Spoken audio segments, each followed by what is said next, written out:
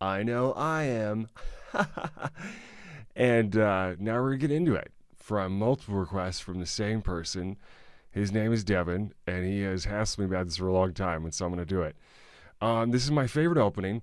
Everybody has their own like pet line basically, and this is definitely mine. I really like the Queen's Gambit. I know it really well, and so I'm going to show how to play it. First thing you gotta know about the Queen's Gambit is that it starts out like this. You go D4, D5, C4. Second thing you gotta know about it is you can't really force the Queen's Gambit to happen. There's a lot of ways that black can actually change the course of action such that it's not really going to be the Queen's Gambit anymore. From this position, for example, they can play C6, and this, as you can see, chess.com even describes it right there, turns now into the Slav defense. But going back a couple moves here, after d4, there's a ton of different ways they can also avoid this. They can go knight to f6, which I believe is possibly more common than playing d5. Let's have a look. Yes, it is. It's actually over twice as common to play knight to f6. Now, this may transpose into the Queen's Gambit, but what we're concerned about here is this move here of just starting out with the move d5. I suppose it'd be fitting maybe to just leave this tab open here so you can kind of get some interesting stats about the Queen's Gambit as we go through it. So I like playing the Queen's Gambit exchange variation. That's when you capture this pawn. But there's some things that we're going to talk about before we get into that specific line. And let's just jump right into it. So pawn to c4, and now pawn to e6.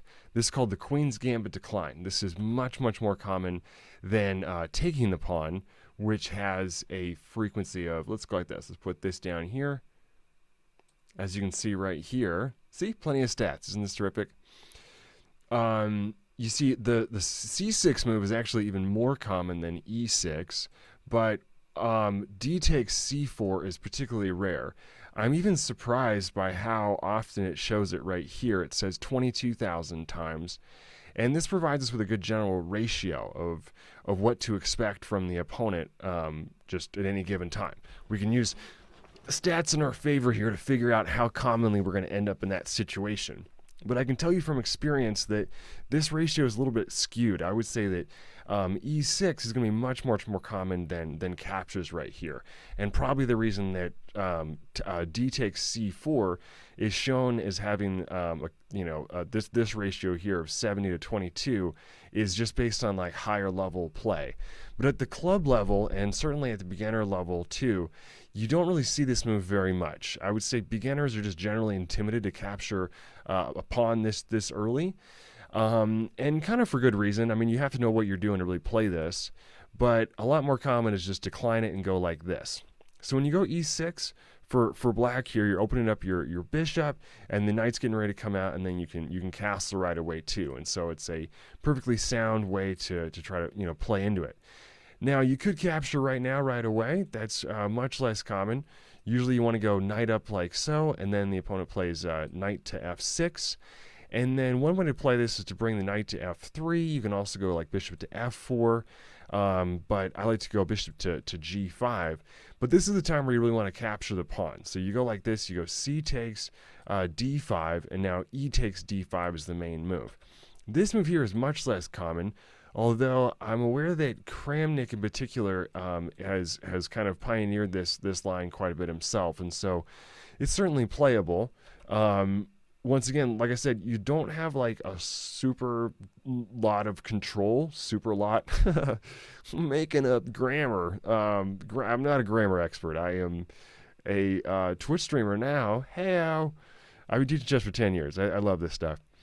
So after e takes d5, then you bring the bishop out like so, and then typically what you're going to see here is the move bishop to e7. Now they can be a little bit tricky here and go knight to d7, and it seems as though you can win this pawn since it's pinned. You see, but don't get too excited by this. You can't actually pull this off. Now see if you can pause your video and figure out why. So as a hint, the first move is going to be takes right here. So pause this if you'd like and try to give it a go. Try to figure out why does this free pawn not really equate to a free pawn at all. And I'm going to continue.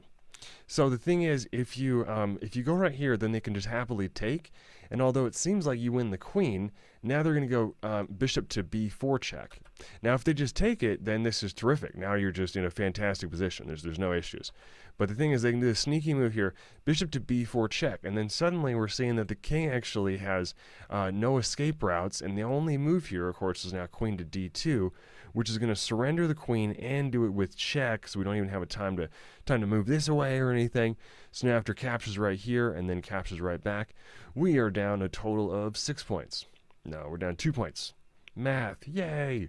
So this would not be good for us. We're certainly losing in this position. I had a game one time. I was playing in the Spokane Chess Club, and I remember there was this guy, I forget his name, but he had this book called Opening Traps. And he was very disgruntled when I did not go into this. It was like a long time control game. It was like a 2-hour game. And he had his book right next to him. It said Opening Traps. And he played this move, and he just got so excited. And I was like, no, I'm not going to take this. And so I just play queen c2 or e3 here. I like going queen c2. It looks like I am in the minority there. Not many people play this move. Maybe I do play e3. I don't know. But the idea of queen to c2 is you prevent this bishop to f5 move later. Let's go with e3. We'll stick with mainline stuff here. And then this is where he just sort of visibly got upset. He's like, whatever, because I didn't take this. All right, so you got to avoid that trap. And then after going to e3, then they're going to go like c6, or then they go bishop to e7. And then you want to start going like this. And then you bring your pieces out to here, and then you go here with your queen, and then the knight comes like this. And then you also have this neat idea of going pawn to f3 and e4. Now, there's different ways to play it, but this is my favorite way to go about it. So after right here, now they're going to either castle or go c6, kind of shoring up the defense of this pawn right here, which isn't necessary. They could just castle right away, and we still don't have a chance to take this. We can't try to remove the defender or something. Knight takes f6. We can't take this. We're just going to grab right there. But just to kind of help to overprotect it and then further liberate the pieces, black commonly is going to go c6 here to guard this guy. So after playing right here now, the opponent's gone c6. We can go queen to c2, and then they're going to get castled, and then we're going to go either knight g to e2 or knight to f3. Now, like I said, I really like playing it this way. I like to go knight g to e2, and then they're going to slide this rook over to e8. And then we're just going to go ahead and get castled ourselves. And then this knight's going to come back to f8. There's never a mate with a knight on f8. Little saying that that people use. And that's okay. We're not trying to go for mate right away. We're really just trying to go for this center break here. And this can work really, really well. So pawn to f3. And now the opponent here gets a little bit confused, basically. It's kind of become sort of hard to play black.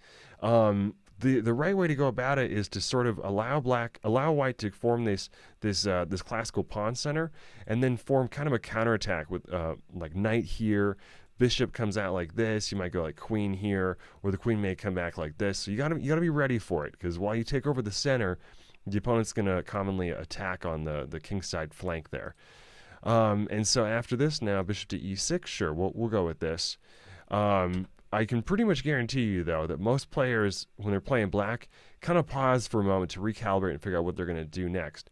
They might go h4, they might go knight to g6, but they're already kind of having some issues. It's a little bit hard to play black here, in my opinion, anyway.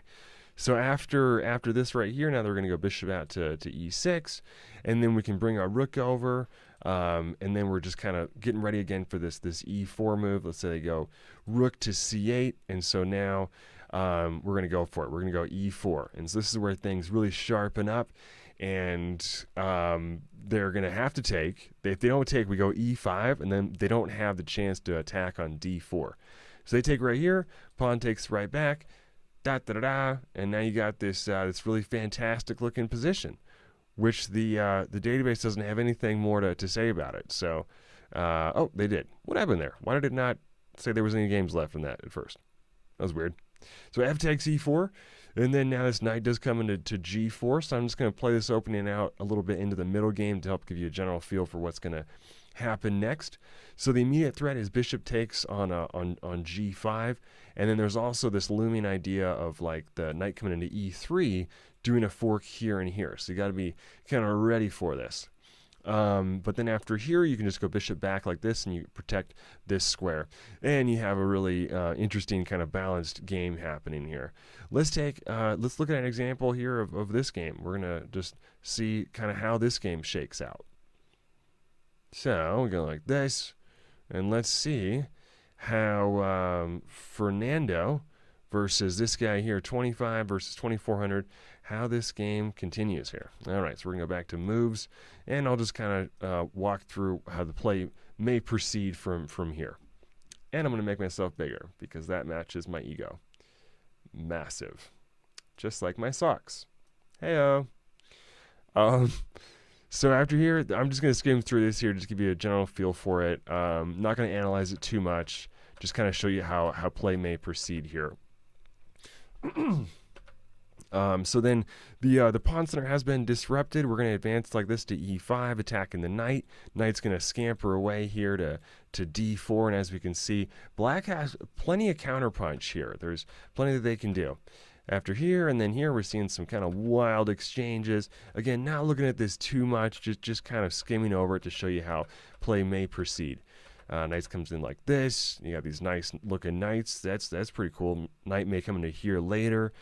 And then our king is safe and snug over here. There's really no prospects of them being able to attack it. Not to mention the fact that we're up a piece for a pawn. So this game has kind of already been decided, it would appear there. And I guess after rook retreated like this, black realized he was hanging the rook. Okay, kind of strange. And so without even waiting to see white's move, which of course would be captures right here, black just concedes the game.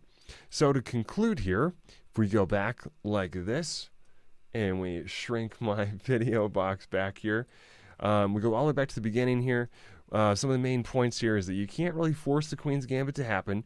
They sort of have to partake in it themselves by playing e6 here.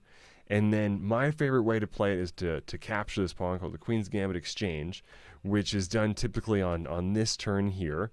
But if you're going to play this, just to forewarn you, you will run into some other possible moves here. Like I said, knight to f6 is gonna occur, and then also after d5, you maybe are going to see this move c6, and so something to kind of be aware of and some points for future study. And so after pawn to e6, we go like so, and then we're going to captures right here. Bishop comes out to g5. There's this trap with the knight coming in like this when you don't want to take. Another thing to kind of note here that I didn't mention the first time around, it's important you stop the bishop from coming to f5. So if they go like this, you actually pretty much need to play the move queen to c2, although the theory seems to disagree with me. Look, it's a practical choice. You want to go queen to c2 here, and this is going to really make it difficult for the opponent to figure out where this bishop is going, because its best alternative essentially is to go to e6, where it's kind of aiming at a brick wall. Like I said, one of the things I really like about this opening is it's pretty difficult for black to figure out how to play. Let's go back to the way I showed the first time though. Knight comes like this. You don't want to take. You instead just want to go ahead and play e3. I guess I can just do it manually like this. Here we go. So you want to go ahead and just play like e3. And then bishop comes out, and you put your pieces on these following squares as shown like this.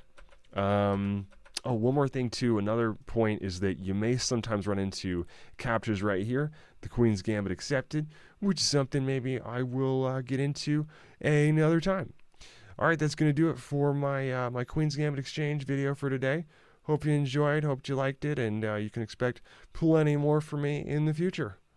Ciao.